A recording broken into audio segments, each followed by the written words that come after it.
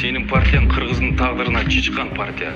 Эгерде сен билбесеңчи. Медералиев, азыркы кумтөр боюнча процесс Кыргызстандын эгемен тарыхында тарыхый процесс болот. Сотторду актагандан да, жактагандан да алысмын. Эл өзү билет кимдин ким экенин. Бирок адилеттүүлүк үчүн айтып коюшубуз керек, кумтөр боюнча Октябрь райондук соттун чечими бул тарыхый чечим. Жай баракат турмушта мындайды 70 уктасаң да түшүнө кирбейт эле. Баары билет, баары түшүнөт. Кумтөр эл аралык деңгээлдеги коррупциялык мафиянын уясы экенин. Бул талашсыз нерсе. Эгерде элдин үлүшү элге өтсө, эгерде элдин байлыгы элге кызмат кылса, бул Кыргыз Республикасынын эгемен тарыхында 5 маанилүү окуя болгон болсо, ошонун бири болот. Албетте, тиреш каттуу болот. Татаал соттук процесстер болот. Кызыктын баары али алдыда. Албетте, оңой эле берип койбойт. Ошондуктан президентибиздин саясатын колдоп турушубуз керек. Бирдиктүү болушубуз керек. Эми балдарыбыздын келечеги үчүн биргели туугандар. Көрдүңөрбү, эмнеге кумтөрдө алтын жок деген? Себеби бул көпөстөр баары жокко даяр. Коопсуздугу үчүн ошентип койду да. Эми биз колдошубуз керек. Башка биздин колдон эч нерсе келбейт.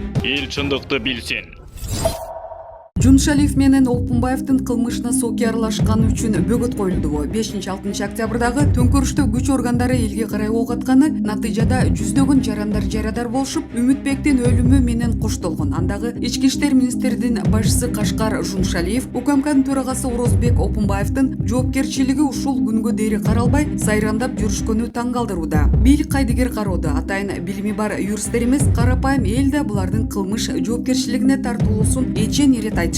Эмне үчүн эки эргул издөөгө алынбай жыргап жүрүшөт? Ынанымдуу божомолго келсек, эгерде Жумшалиев менен Опунбаев камалса, Сооронбай Жээнбековго көрсөтмө беришери, андан ары бир топ лөктөрү камалып кетишери ыраспы? Дал ушундай көрүнүш иш жүзүнө ашып кетпөө үчүн сакталып калыштыбы? Кызык. Айыптуулар ачыкталса эмнеге аяш керек? Октябрь төңкөрүшүндөгү жабырланган көпчүлүктүн укугу жерге тепселенген боюнча кала береби? Бийлик төбөлдөрү ойлонбосо, эртең чыканактарын тиштеп калышпайбы? Кулак кагыш. Булак арба кейжи. Акылбек Жапаровду тепкилегендер чыгып жатат. Эскисин чукуп, азыр эскини чукуй турган убакыт эмес. Азыр бирибизди бирибиз таяп, эң сонуу ныгы келип турганда кумтөрдү доого жыгып жаратылышыбызды кылган кыянаттыгы үчүн эсеп чот алышыбыз керек. Кытайдан тезирээк кутулушубуз керек. Мекенибизди сактап калышыбыз керек. Кезинде аң сезимибизди ар кайсы уюмдар кол салып отуруп укту. Кыргыз адабияты менен маданияты тебеленди де калды деген агайды ээрчип да жүрдүм. Жок дегенде адабиятыбыз баш көтөрсүнчү деп Олжобай Шакир агайга жылдап кошуматчы болгондо да кандай кошуматчысы элем. Сөз да тийгизчү эмесмин агайга. Чырылдап чыйпылыктап агай адабиятты Рухеш сайттын баштаган ишин таштап салбас экен. Жеңилин жерден, оорун колдон алууга бар күчүмдү аябай жумшадым. Эмгегимди, кылганымды агай менен Кудай билет. Кылган иштеримди көтөрүү чаап айтып турбасам, көп ойлойт экен, акчанын кулу деп. Мен кошуматты акча алып кылбайм, тескерисинче берип кылам. Жөлөп, таяп, сүйөп кошумат кылам. Экономикабыз кыйрап, коррупцияга батып, жакырчылыктын жетер жерине жетип кеткен элге адабият деле кереги жок экен. Кайсы уюм, кайсы өлкө садака таштап койсо, ошолордун маданияты менен адабиятын көтөрүп, өзүнүкүн тебелеп таштайт экен. Айлам куруп, үмүт өчүп, мына эми Кытайга жем болобуз деп турганда, Садыр Жапаров чыкты. Өлкөнү мен саздан сууруп чыгам деп бекем сөз берип, бир башкача ишенимге Кытай уюган салмактуу сөздөрдү уктум. Ишендим, жалтаңдабай тике карап берген сөздөрүнө ишендим. Шап чабыштым, мактап, жактап, уктабай жаздым. Оокатымды таштап салып аңдыганым Жапаров болду. Ал тургай ишимди 2 айга жаап салып, үйдөн чыкпай өз алдымча иштедим. Колдойлу эле деп эл чакырып үгүттөдүм. Декабрь шайлоо үгүт иштери башталганда мекенчилерди издеп барып, штабты таап алып, өзүм жармашып колдодум, коргодум. Кандай иш чарасы болбосун жүгүрүп жүрдүм. Тескерилердин тепкисинде болдум. Тил уктум, сөз уктум, кайылмын. Эми мына Акылбек Жапаров турат. Бул инсан да азыр колдоого муктаж. Биздин коргообуз, колдообуз менен ураныбыз азыр ушул кишиге абадай керек. Болбосо тытып кетишет, сындырып салышат. Баштаган ишин аягына чыгара албай калат. Азыр биз бул кишиге чаң жугузбай, эскисин чукуп, кызартпай, алгалап колдошубуз керек. Бул киши чынында кыйын экономист болгону, билимин мекенге эмес көпөстөргө жумшап келген. Мен мекеним деген Кыргызым деген, Кыргызстанды өнүктүрөм, өстүрөм дегендердин кошуматчысымын. Куру сөз, куру кыйкырык популист эмес, чындап күйгөндөрдүн сөзү менен иши башкача болот. Аны жүрөк, ички туюм дароо сезет. Акылбек Жапаров азыр чындап киришип турат. Эч арам ою жок, жаш баладай баарын ачыктап айтып, ошончо көмүскө мафиялык ишке өзү да таң калып, шок болуп отурат. Колдойлу, жамандабайлы, сыйлайлы, дем берели дейт Бактыгүл Иманбек кызы өзүнүн Facebook баракчасында.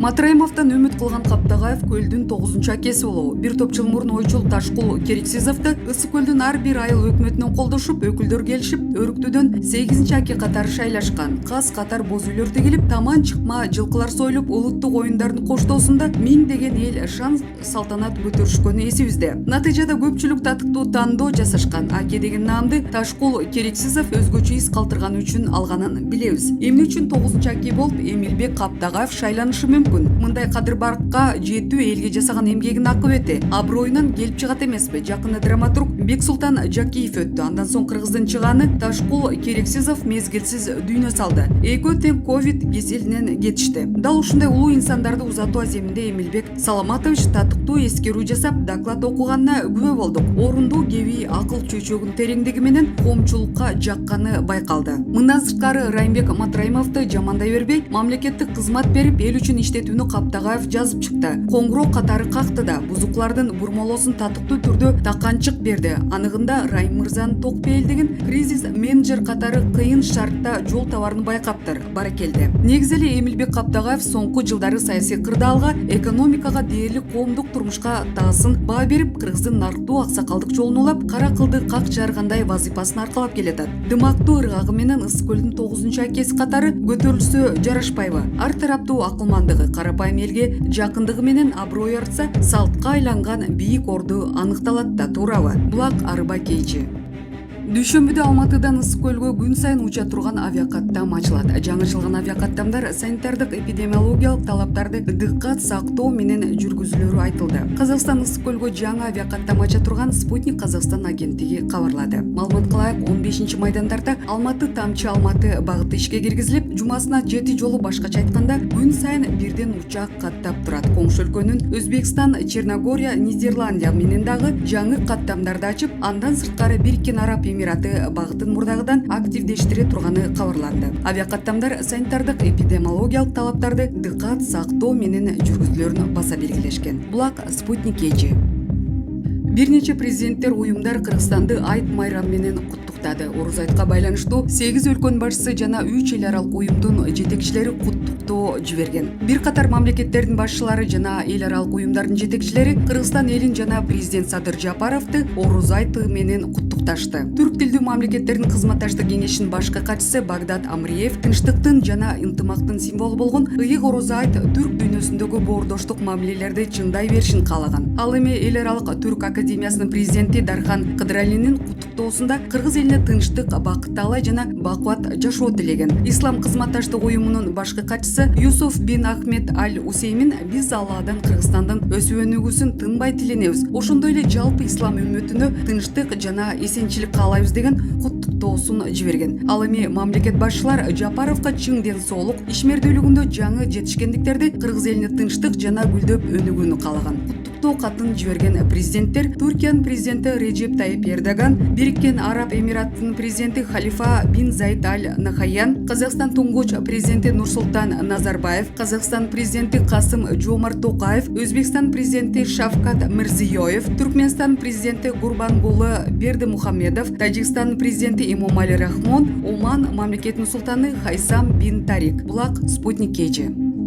Центера директорлор кеңешин алмаштырды. Кыргызстандын атынан кимдер мүчө болду? Күмтөрдөн алтын казган Центера Голд компаниясынын директорлор кеңеши алмашылып, Кыргызстандын атынан Дүйшөн Касенов, Максат Көбөнов жана Теңиз Бөлтүрк шайланды. Бул тууралуу аталган компаниянын сайтында жазылган. Центера Голд ишканасынын директорлор кеңешинин 11 мүчөсү бар. Ага Кыргызстандын 3 жараны мүчө болуп кире алат. 2021 жылдын 11 майында акционерлердин жылдык жыйыны өтүп, директорлор кеңеши алмашканы жазылган. Жыйында Центера Голд компаниясы чыгарылган жана жүгүртүүдөгү акциясына 56,59% же 168,096,447 акциясы көрсөтүлгөн. Белгилей кетсек, компаниянын директорлор кеңеши жыл сайын май айында шайланып турат. Дүйшөн Касенов, Максат Көбөнов жана Теңиз Бөлтүрк буга чейин да мүчө болчу. Булак Медиаплов Азия.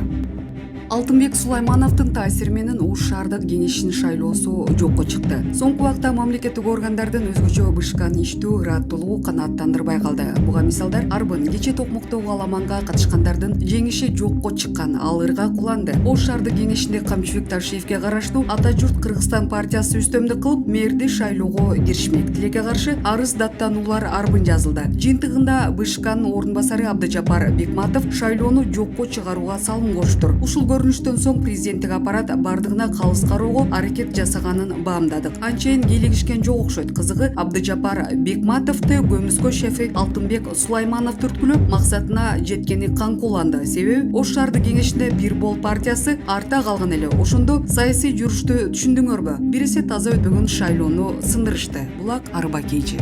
Эл чындыкты билсин. Акылбек Жапаров деген отко салса күйбөгөн, сууга салса чөкпөгөн бир киши бар. Улам биргелген бийликтин короосун шыпырып, эптеп бизнесин жасап оокатын өткөрүп келет. Бул киши учурда менин камакта жаткан атамды, экс-президент Алмазбек Атамбаевди кум төргө жабыштырып, курула эле кара көө жаап, далилсиз маалымат таратты. Акылбек Жапаров илгери саясаттын босогусунда жүргөн кезинде атамдын жумушуна чычкандай серай мышка болуп келип, эски костюм шымы менен жумуш сурап, инимди садикке чейин алып барып келчү эле байкуш болуп. Акылбек Жапаров жашыңыз деле келип калды. Крысадай болгон иштериңизди токтотпойсузбу? Ансыз деле жаштар сизди жек көрөт. Илгери атам оппозицияда кезинде айылга жалдырап келчү эмес белеңиз. Ошондо оппозицияга батпай, же Бакиевке батпай жүргөн кезиңиз болчу. Атама жалдырап жүрүп эле кийин Бакиевке сатылып, биздин үйгө келип самоор кайнатып жүрдүңүз эле. Ошол күн эсиңизден чыгып калдыбы? Уятыңыз жок экен. Эми түрмөдө олтурган кишини тепкилеп, шыбап жатасыз. Кыскасы, эркек эмес экенсиз дейт Сейит Атамбаев өзүнүн Instagram баракчасында.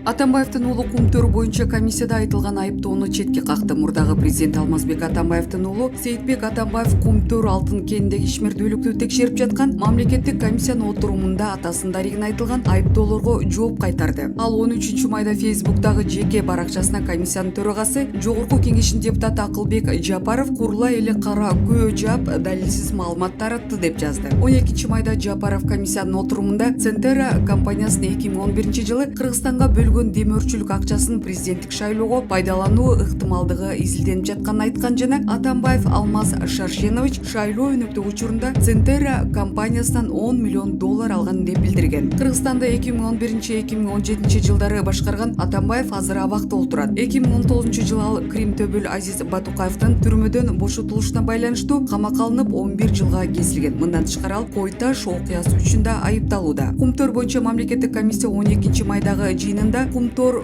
Голд Кыргызстанга салык жана экологиялык санкция түрүндө $4 миллиард 252 миллион төлөөгө милдеттүү экенин билдирди. Быйыл 17 февралда Жогорку кеңеште кендеги ишмердүүлүктү текшерүү үчүн депутаттык комиссия түзүлгөн. Кийин ага мамлекеттик макам ыйгарылган. Кумтор Кыргызстандагы эң чоң алтын кендердин бири. Аны канадалык Центера Голд компаниясы иштетет. Кыргызстан үлүшү 26%-ын түзөт. Булак Азаттык.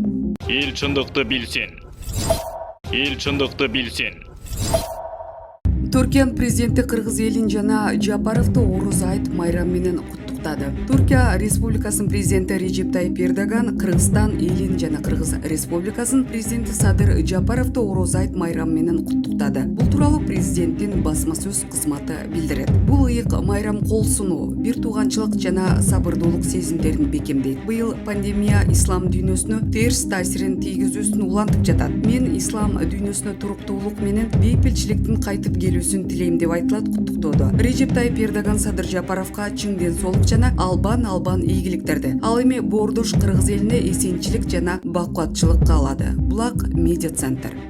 Казань бийликтеги интернетти чектөөнү кыйтты. Казандагы трагедиядан кийин Орусияда интернетти чектөө, курал жарак сатуу эрежесин каталдаштыруу жана окуу жайларда балдарды улуттук идеологияга тарбиялоо демилгелери көтөрүлүп жатат. 7 окуучу менен 2 мугалимдин өмүрүн алган Казань шаарындагы 175-гимназиядагы трагедиядан кийин Татарстан аза күтүүдө. Шейшембиде эртең менен саат 11-де миңдей бала билим алган мектепте бир нече жардыруу болуп, андан соң куралчан адам 1-кабаттагы класска кирип барып окуучуларга ок аткан. Бул Каргашада 8-класстын 7 окуучусу жана балдарды коргогон 2 мугалим каза болгону кабарланды. Жалпы 32 адам жабыркап, 23 ар кандай жарат менен ооруканага түштү. Жардыруу менен ок аткылоо маалында үстүңкү кабаттагы айрым окуучулар терезеден секирип кеткен. Адам сыягы жок неме класска кирип келип аткылай баштаганда менин балам менен жандагы окуучу партанын астына жата калып өлүктөй түр көрсөтүшкөн. Ок алардын үстүңкү кийимдерин тешип далга тийген экен. Тез жардам менен ооруканага алып келип дароо операция жасашты. Балам үн чыгарбай эле олтурат. Бизди аяп жатат окшойт. Анын көз алдында эле классташтарын атып салбадыбы, деди жарат алган окуучулардын биринин энеси. Булак Азаттык.